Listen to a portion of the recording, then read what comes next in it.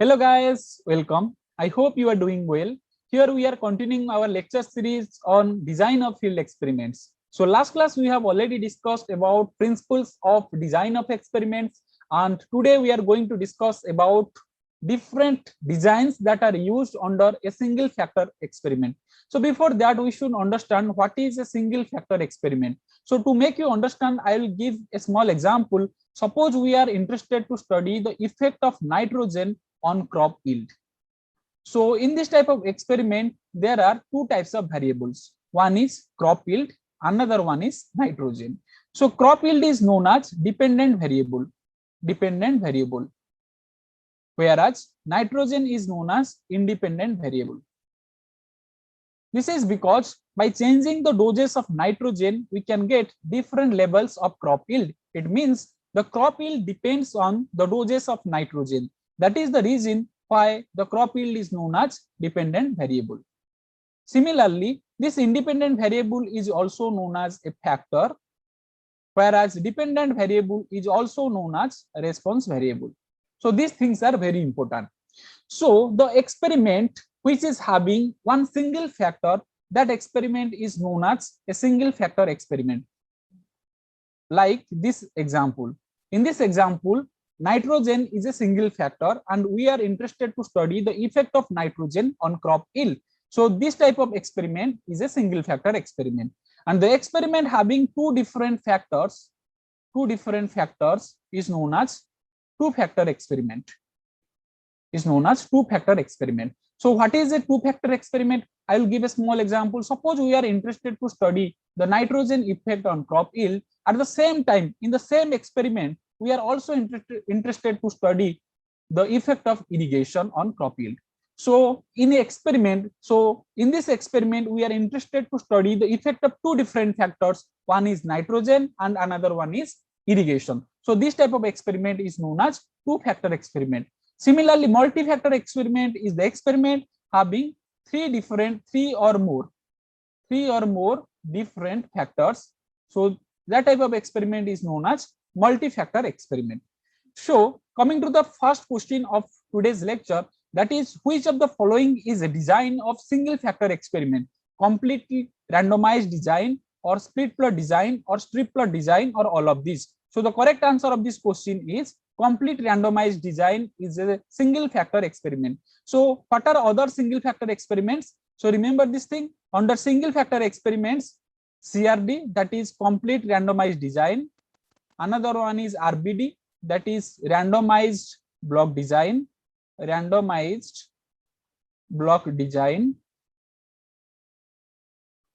And another one is LSD, that is lattice square design. So there are three designs under a single factor experiment. So remember this thing. And under a two factor experiment, the designs like split plot design and strip plot designs will come. Split plot design and strip plot designs will come under two factor experiment, whereas in case of single factor experiment, CRD, RBD and LSD will come. I hope it is clear now. Then coming to next question, that is when the soil fertility gradient is in one direction, then which design is followed? So remember this thing, under single factor experiment, three types of designs are there, that is CRD, RBD and LSD. So remember this thing, when the experimental site is homogeneous one and there is no variation in soil fertility level, under that situation we should go for CRD. And when the soil fertility level is varying in only one direction, then RBD is followed. And when the soil fertility gradient is in two direction, then LSD is followed. So remember this thing, CRD is for homogeneous experimental site, and when the fertility gradient is only in one direction, then RBD is followed, and when the fertility gradient is in two direction, LSD is followed. So I hope it is clear now. Then coming to next, that is completely randomized design. So now we are going to discuss the single factor experiment designs, and the first design is complete randomized design. So complete randomized design, as the name indicates, the randomization is done completely on the experimental field. Suppose this is our experimental field and without dividing our experimental field into different blocks or different things, we just randomize all the treatments into the experimental units. So what we'll do, we'll convert our experimental site into different experimental units, and randomly we'll allocate different treatments in different experimental units. So this type of design is known as complete randomized design, and there is no local control is used in this type of design, because here the total experimental field is a uniform one. That is the reason why blocking or local control is not done. So if you have not watched the previous video lecture, that is on principles of design of experiment, I have given the link in the I button, so that you should watch the video first. After that you should watch this lecture, because in that lecture we have already discussed what is local control and why blocking is done, and under which situation we should do blocking. So when blocking is generally done when there is a fertility gradient.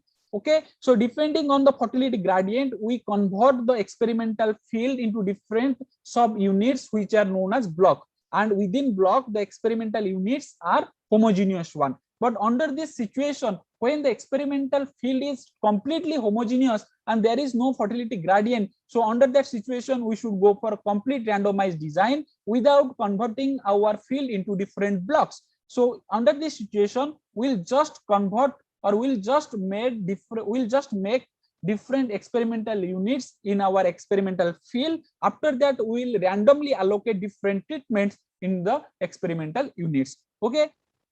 Then coming to the first question of CFD, it is a assertion reasoning type of question. So before solving this type of question, we have to read carefully the statement 1 and statement 2. After that, we'll analyze whether these statements are correct or not. After that, we have to find whether there are any relationship between these two kind of statements. So accordingly, we have to select the correct option. So here the statement 1 says that CRD is appropriate for experiment with homogeneous experimental units. So that is correct, because we know that CRD is always for homogeneous experimental units. Why CRD is always appropriate for experiment having homogeneous experimental units? So to understand that, I will give a small example. Suppose we have three treatments, that is N0, N60 and N120. So we have three treatments and we have also three replications. So in case of CRD, what we will do? So here we'll just convert our experimental unit into 9 equal plots, because here three treatments are there and three replications are there. So total 9 plots will be required. Okay. So we have converted our experimental site into 9 experimental units or plots. After that, we'll allocate our treatment. Suppose N0 randomly we'll allocate. Suppose in first unit we have allocated N0, then here N0, then here N0. Then randomly here N60, here N60, and here N60. Suppose here N120, N120, and N120. So randomly we have allocated. Okay, so in case of CRD, listen carefully. In CRD, any difference between two same kind of treatments is considered as error. Suppose the yield from N0 and here the yield from N0. Suppose here yield from N0 is 100 kg and here the yield from N0 is 120 kg. So here 20 kg gap is there. So this 20 kg gap is due to error. Okay, so in case of CRD, any difference among experimental units receiving the same treatment is considered as experimental error. That is the reason why the experimental units should be homogeneous one. Suppose in this place the fertility level is low, and suppose in this place the fertility level is high. So due to fertility level difference, there may be yield difference. So in this case, the difference in fertility level is also contributing towards the experimental error. So under this situation, CRD is not useful, because if we know there is any fertility difference, then we may go for blocking technique. We may go for local control difference. So we know that if there is difference in fertility gradient, or if there is in fertility gradient only in one direction, then we can go for RBD. So then why should we go for CRD? Okay, so CRD is applied only for the units having which are homogeneous in nature. So here the statement 2, that is for CRD, any difference among experimental units receiving the same treatment is considered as experimental error. It is the reason for the first statement. That is why the CRD is appropriate for experiment with homogeneous experimental unit. Okay, so these two statements are related to each other and both are correct. So the correct options of this question is, correct answer of this question is both A and R are correct and follow each other. I hope it is clear now. So remember this thing, CRD is useful, or CRD is generally used the experiment having homogeneous experimental units, and in CRD any difference between two treatments at any place is considered as experimental error. Then coming to next question, that is how many number of plots are required for conducting a field experiment with 5 level of treatment with 3 number of replication. So here T is equal to 5 and R is equal to 3. So what is the N? So N is asked here. So N is T into R, that is 5 into 3, 15. So correct answer of this question is 15. So in JRF examination or SRF examinations, normally this kind of small numericals will come. Okay, small calculations will come. You can easily answer.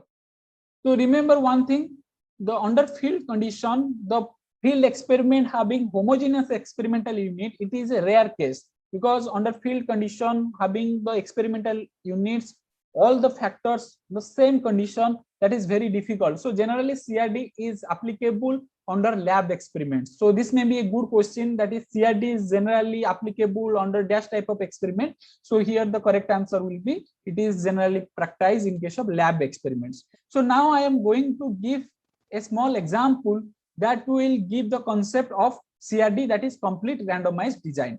Suppose we are interested to study the effect of nitrogen doses on crop yield. Okay, and we have selected 5 different doses of nitrogen. Those are nitrogen at 0 kg per hectare, nitrogen at 20 kg per hectare, nitrogen at 40 kg per hectare, nitrogen at 80 kg per hectare, and nitrogen at 120 kg per hectare. So we have 5 different levels of nitrogen, and we are interested to study to know the effect of doses of nitrogen on crop yield. So by conducting, or so before conducting any kind of experiment, first we have to write the null hypothesis. So what is null hypothesis and what is alternate hypothesis? All the things we have already discussed in the last class. So you should watch the first video on the principles of design of experiment. So first we'll write the null hypothesis, that there is no difference. There is no difference in the crop yield under different doses of nitrogen. Okay, it means the yield from 0 kg of nitrogen is equal to 20 kg of nitrogen is equal to yield from 40 kg, similarly yield from 80 kg and yield from 120 kg. Okay, so there is no difference in crop yield by applying different doses of nitrogen. Okay, so that will be the null hypothesis. Then what will be the alternate hypothesis? Alternate hypothesis is these yields are not equal to each other.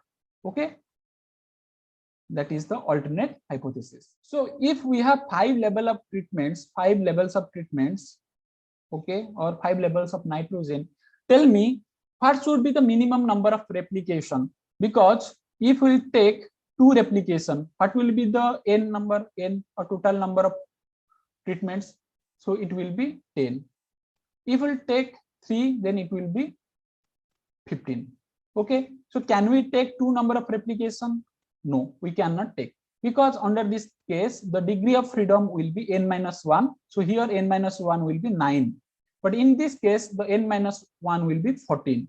So remember, we have already discussed that the minimum number of degree of freedom, for minimizing the error, we should have minimum number of degree of freedom, that is 12.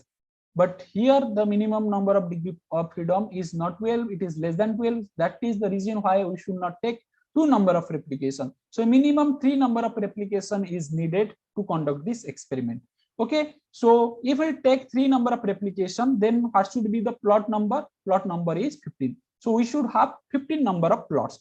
So what I have done, I have just divided our experimental field. Suppose this is our experimental field, and So we have to divide our experimental field into 15 experimental units. So this is our experimental field.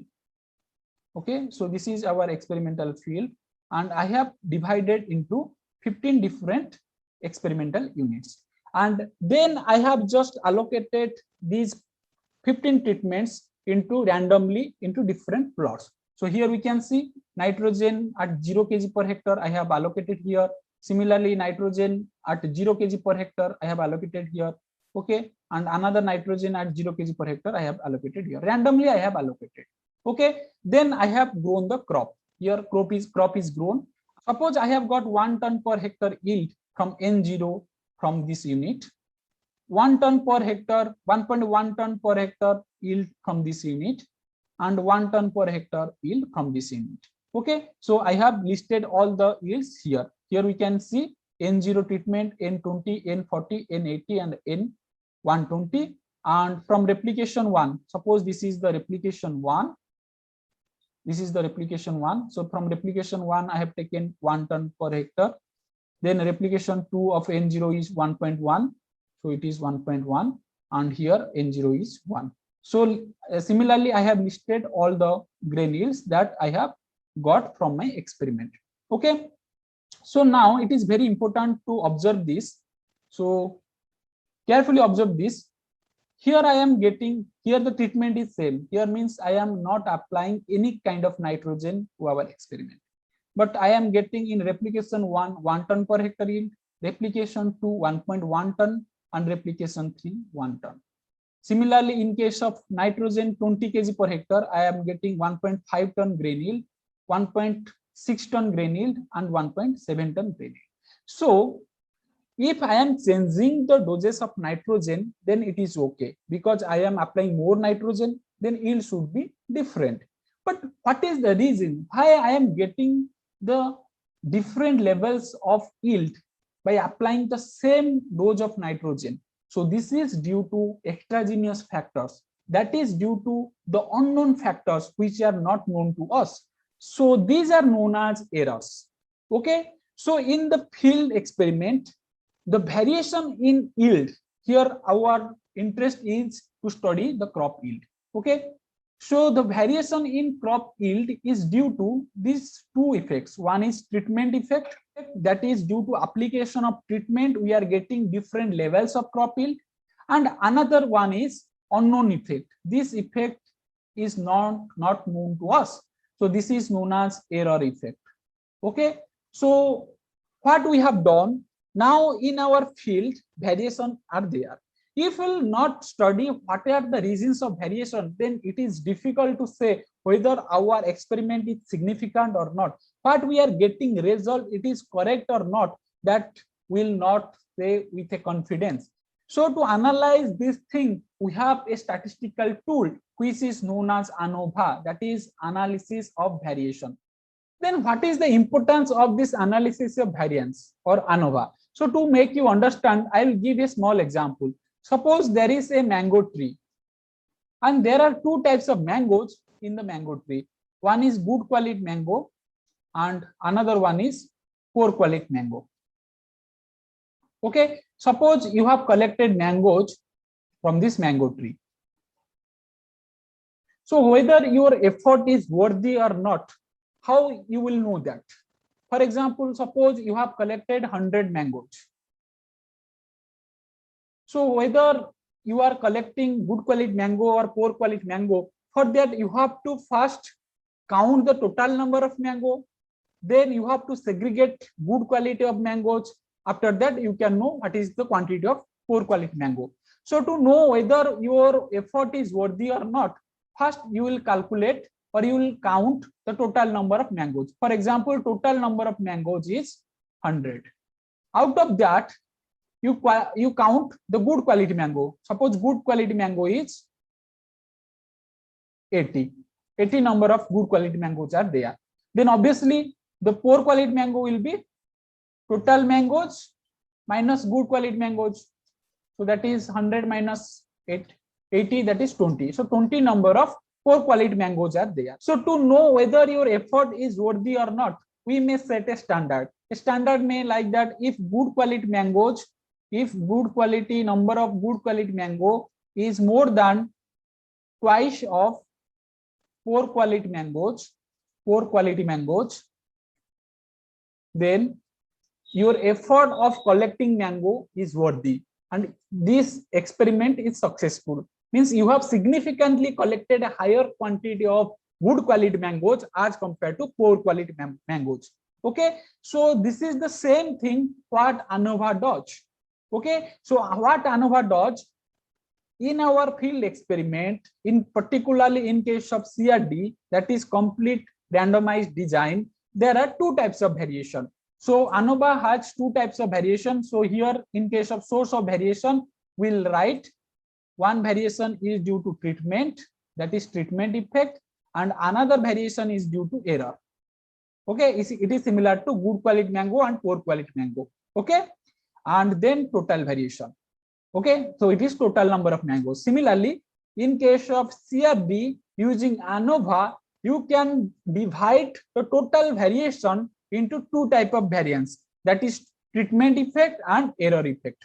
Okay, then we have to calculate the degree of freedom, and we know that degree of freedom is n-1. So in our experiment, I will give the same example. In our experiment, there were 5 doses of nitrogen and 3 number of replications. Okay, and total number of treatments is 5 into 3, that is 15. Okay, so treatment degree of freedom will be, treatment number is 5, so 5 minus 1, that is 4. So treatment degree of freedom will be 4. What will be the total degree of freedom? Total number of treatments is 15, so total degree of freedom will be 15 minus 1, that is 14. And then what is error degree of freedom? Error degree of freedom is total degree of freedom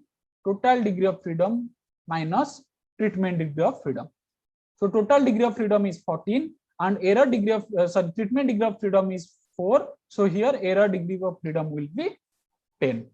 Okay, so remember error degree of freedom here will be 10. Similarly, we will calculate the sum of squares, treatment sum of square, error sum of square. So it will be treatment sum of square, it will be error sum of square, and here it will be total sum of squares. And by dividing the sum of square with degree of freedom, that is treatment degree of freedom, treatment sum of square divided by 4, error sum of square divided by 10, and treatment sum of square, total sum of square divided by 14, will calculate the mean sum of square.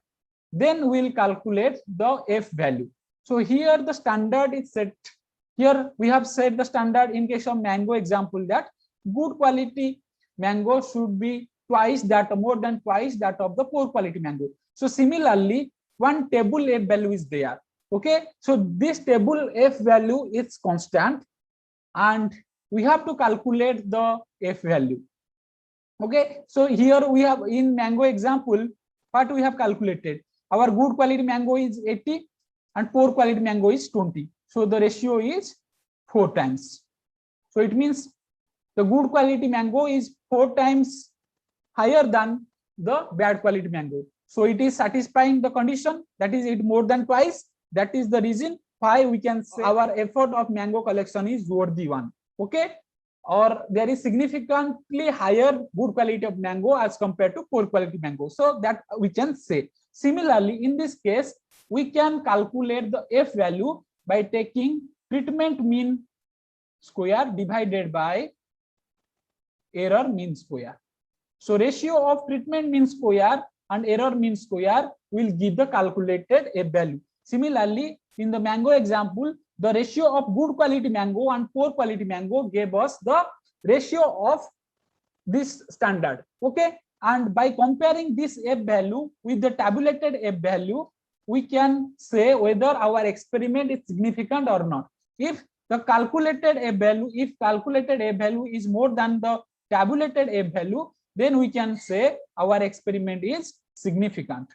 Okay, in the mango example, the calculated ratio is 4 times, and which is the more than the twice of the mangoes, that is the standard set. So in this way it is significant, and here in this way it will be significant. So I hope it is clear now why ANOVA is needed. Generally ANOVA is needed to segregate the variance of an experiment so that we can say whether our experiment is significant or not, whether there is significant difference is there in our experiment or not.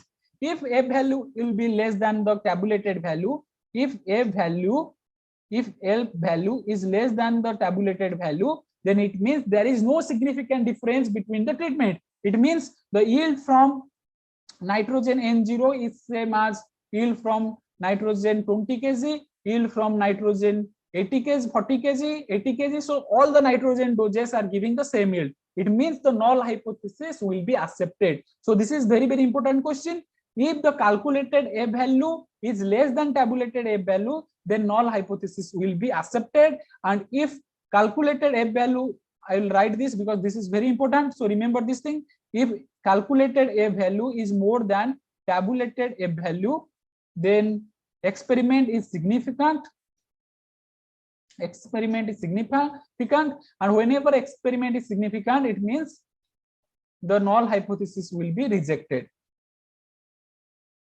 And when the calculated F value is less than the tabulated F value, then experiment is non-significant and null hypothesis will be accepted. Okay, so I hope the concept is clear now. I am not going in detail with the calculation of CRD because the detailed calculation will not be asked in your examination, but I will make a separate video to show how to solve CRD related problem or any design related problem, or how to analyze our experimental data using MS Excel. So I'll make a separate video for that. But now we'll just cover the small numerical or calculations that can be asked in your examinations like ICAR, JRF and SRF. Okay, so here the next question is, if T is equal to 4, R is equal to 5 and grand total is 20, then calculate the correction factor. So remember this thing, the formula of correction factor is square of grand total divided by N. Okay, N is equal to total number of treatments. So here N is equal to T into R. So T is equal to 4 into R is equal to 5. So N will be 20. So by putting the values of G and N in this formula, so the correction factor will be 20 square divided by 20. So this will give 20. Okay, so the correct answer of this question means correction factor is 20. Then coming to next question, if the treatment mean square is 9,31,196 and error mean square is 94,773, then calculate the F value. Okay, remember this thing we have already discussed. F value is nothing but it is the ratio between treatment mean square divided by error mean square. So here treatment mean square is 9,31,196 divided by error mean square is 94,773. So this ratio will give us 9.83. So the correct answer of this question is 9.83. Then coming to next question, if treatment number is 5, replication number is 4, then calculate the error degree of freedom for CRP. Okay, so remember this thing, what is error degree of freedom? We have already discussed in ANOVA that error degree of freedom is nothing but it is the total degree of freedom minus treatment degree of freedom. Okay, so if there are T number of treatments and R number of replications, then total number of treatments will be T into R. Okay, then what will be the total number of degree of freedom? So total degree of freedom will be RT minus 1. Okay, similarly in case of treatment degree of freedom, number of treatment is T, so here it will be T minus 1. So by solving this, it will give us T into R minus 1. So for CRD, the error degree of freedom is T into R minus 1. So here T is equal to 5 and replication, that is R is equal to, so T is equal to 5, R is equal to 4. So by putting the values, the error degree of freedom will be 5 into R minus 1, that is 5 into 4 minus 1, that is 3. So 5 into 3 is equal to 15. So here the error degree of freedom will be 15. I hope it is clear. Then coming to the next question, that is the formula for coefficient of variation is. So in case of normal statistics, we know that the formula of coefficient of variation, it is very popular, the standard deviation divided by mean into 100. So in case of design of experiment also, the coefficient of variation is root over of error mean square, because it is square. So by taking root over, we'll compare this with standard deviation. Okay, so it is EMS, that is error mean square root over divided by grand mean into 100. Okay, so here the correct answer of this question will be A, root over of EMS divided by grand mean into 100. Then coming to next question, if an experiment is repeated for 100 times, the number of times it will give the same result is indicated by level of significance or critical difference or degree of freedom or coefficient of variance. Okay, so the correct answer of this question is level of significance. Okay, so remember what is level of significance. So generally in case of experimental design, the result is expressed at 5% level of significance, at 5% level of significance, or 1% level of significance. Okay, so what is 5% level of significance? So 5% level of significance indicates that if we'll repeat the experiment for 100 times, if we'll repeat the same experiment for 100 times, then we'll get the 95 times the same result. So there is a chance that we'll get the same result for 95 times by conducting the experiment for 100 times. Okay, then what is 1% level of significance? 1% level of significance means if you will repeat the experiment for 100 times, then there is a chance that 99 times you will get the same result. Okay, you will get the same result for 99 times. So what is the meaning of level of significance? I hope it is clear now. Then coming to the next question, that is dash indicates whether the difference between two level of treatments is significant or not.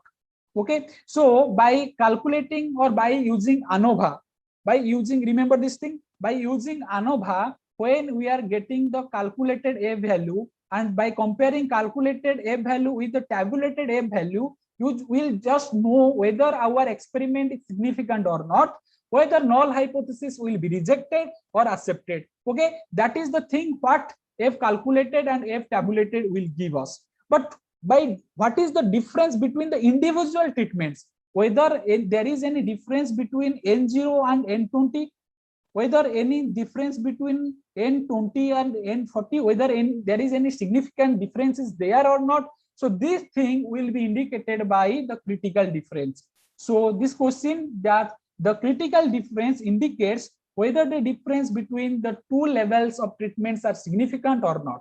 Okay, whether our experiment is significant or not, it will be indicated by the ANOVA, which will be indicated by the F calculated value and F tabulated value. If F calculated value is more than the F tabulated value, so remember here one thing, F tabulated value is generally seen with respect to treatment degree of freedom and error degree of freedom.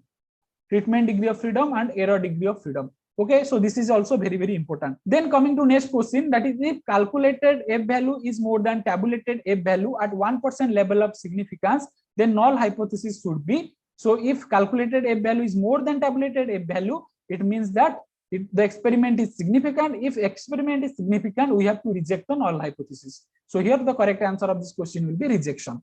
I want to mention one important thing about CRD. One of the advantage of using CRD is that in case of CRD, we can take different levels of replication for different levels of treatments. For example, for treatment 1, we can take 2 number of replications. For treatment 2, we can take 3 number of replications. For treatment 3, we may take 5 number of replications. So this thing is possible only in case of CRD, not in other designs. So that is the advantage of CRD over other designs.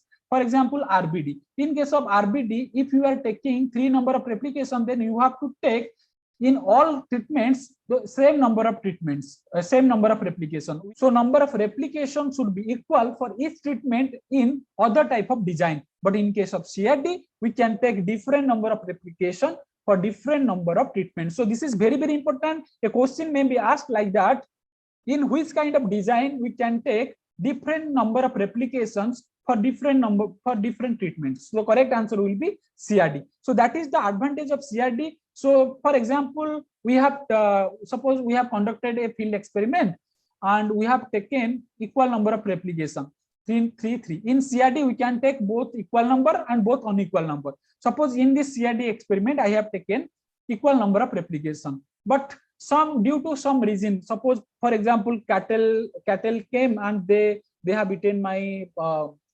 crop, for example. So suppose one replication is lost in treatment 1. So at final output, the treatment 1 will have 2 replication, treatment 2 have 3 number of replication, and treatment 3 will have 3 number of replication. So here the number of replication is unequal. So if the experiment is CRD, then there will be no problem during analysis. But in case of RBD or any other kind of design, we have to use a special technique, that is missing plot technique, that we will discuss later. Then coming to next question, the experiment has 5 level of treatments. If the total yield of treatments are 2, 3, 5, 3, 4 ton per hectare with 2, 3, 3, 5 and 4 number of replications respectively, then what is the treatment sum of square? So this question is very, very important. So try to understand. So it is saying that there are 5 levels of treatment. Suppose T1, T2, T3, T4 and T5. Okay, 5 levels of treatment. And here we can see that yield total of each treatments are 2, 3, 5, 3 and 4 tons per hectare. Okay, so these are the treatment totals. Then the number of replications are for T1 it is 2, then it is 3, 5 and 4.